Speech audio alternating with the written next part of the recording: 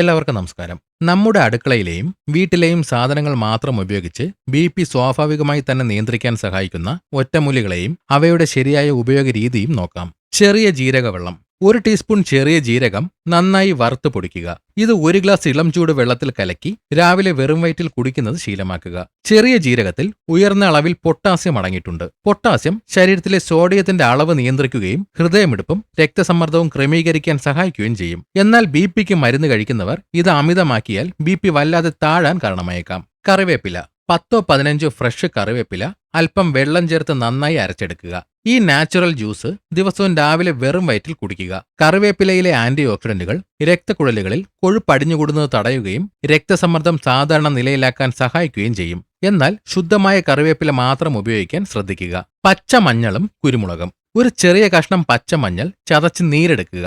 ഈ നീരിൽ ഒരു നുള്ളു കുരുമുളക് പൊടി ചേർത്ത് രാവിലെ ഇളം ചൂട് വെള്ളത്തിൽ കലക്കി കുടിക്കുക.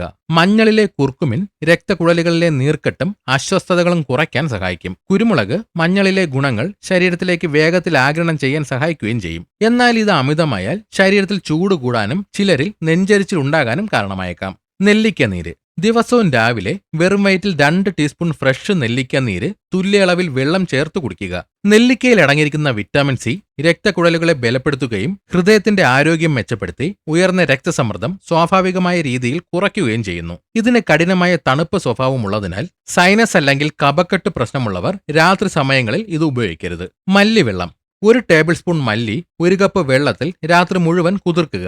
ഈ വെള്ളം രാവിലെ നന്നായി തിളപ്പിച്ച് പകുതിയാക്കി അരിച്ചു കുടിക്കുക. മല്ലിവെള്ളത്തിന് മികച്ച ഗുണങ്ങളുണ്ട്. ഇത് ശരീരത്തിലെ അമിതമായ സോഡിയവും വെള്ളവും മൂത്രത്തിലൂടെ പുറന്തള്ളാൻ സഹായിക്കുന്നു. ഇതുവഴി ബിപി പെട്ടെന്ന് കുറയും. എന്നാൽ വൃക്ക സംബന്ധമായ കഠിനമായ അസുഖങ്ങളുള്ളവർ നിർദ്ദേശപ്രകാരം മാത്രം ഉപയോഗിക്കുക. ഉലുവ കുതിർത്ത വെള്ളം. 1 ടീസ്പൂൺ ഉലുവ രാത്രി 1 ഗ്ലാസ് വെള്ളത്തിൽ കുതിർക്കാൻ വെക്കുക.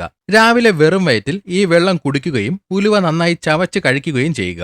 ഉലുവയിലെ ഉയർന്ന നാരുകളും പൊട്ടാസ്യവും ശരീരത്തിലെ ചീത്ത കൊളസ്ട്രോൾ കുറയ്ക്കുകയും രക്തക്കുഴലുകളിലെ സമ്മർദ്ദം ലഘൂകരിക്കുകയും ചെയ്യുന്നു. എന്നാൽ പ്രമേഹത്തിനും ബിപിക്കും ഒരുമിച്ച് മരുന്ന് കഴിക്കുന്നവർ ശ്രദ്ധിക്കണം. ഇഞ്ചിനീരും നാരങ്ങയും. 1/2 ടീസ്പൂൺ ഇഞ്ചിനീരും 1/2 ടീസ്പൂൺ നാരങ്ങനീരും 1 ഗ്ലാസ് ഇളം ചൂട് വെള്ളത്തിൽ കലക്കി രാവിലെ കുടിക്കുക. ഇഞ്ചിയിലെ ജിഞ്ചറോൾ രക്തയോട്ടം സുഗമമാക്കുകയും രക്തക്കുഴലുകൾക്ക് ചുറ്റുമുള്ള പേശികളെ ശാന്തമാക്കുകയും ചെയ്യുന്നു. ഇത് രക്തസമ്മർദ്ദം പെട്ടെന്ന് താഴാൻ സഹായിക്കും. എന്നാൽ അൾസറോ കഠിനമായ അസിഡിറ്റിയോ ഉള്ളവർ വെറും വയറ്റിൽ ഇഞ്ചിനീര് അധികമായി ഉപയോഗിക്കരുത്. അയമോദകം. 1/2 ടീസ്പൂൺ അയമോദകം 1 ഗ്ലാസ് വെള്ളത്തിൽ തിളപ്പിച്ച് അരിച്ചെടുത്ത് ചെറു ചൂടോടെ കുടിക്കുക.